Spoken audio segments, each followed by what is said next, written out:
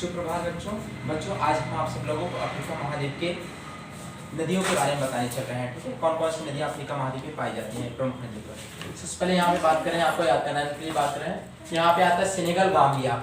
कौन सी नदी आती है? सेनेगल नदी आती है। फिर उसके बाद गाम्बिया नदी आती है। फिर उसके बाद यहाँ पे चारी नदी आती है। ठीक है, फिर यहाँ पे आती है कांगो। कांगो की सहायक नदी कौन कौन सी आपके? उबांगी नदी है, नीचे से आती है क्वांग और कसाई, ये दोनों इसकी सहायक नदियां हैं। क्वांग और कसाई इसकी क्या आपकी सहायक नदी है यहाँ पे। फिर यहाँ पे क्या आती है? कवांगो नदी। कौन सी नदी आती है? कवांगो नदी आती है। ठीक है, यहाँ पे ऑरेंज नदी आती है। ऑरेंज की सहायक नदी कौन सी आपकी यहाँ पे? वाल नदी है। ऑरेंज की सहायक कौन सी आपकी?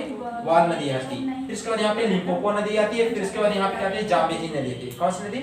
जाम्बेजी नदी आती है। इधर जुबा नदी आती है। ठीक है, और ऊपर आती है आपका यहाँ पे एक नील नदी है। ठीक है, नील की दो सहायक, एक व्हाइट नील है, दूसरा ब्लू नील है। कौन सी नदी है? ब्लू नील।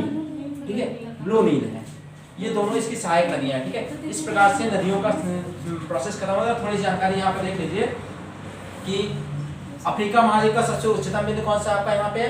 किलिमंजारो है। और अफ्रीका महाद्वीप का सबसे निम्नतम बिंदु कौन सा आपका यहाँ पे? असल झील है, -175 मीटर एक गहरी झील है आपकी। फिर इसके बाद अफ्रीका महाद्वीप की सबसे बड़ी नदी कौन सी आपकी? नील नदी, यही है नील नदी। ठीक है, ये सबसे बड़ी नदी है आपकी। ठीक है, इसके बाद सबसे बड़ा अफ्रीका महाद्वीप का सबसे बड़ा देश कौन सा का?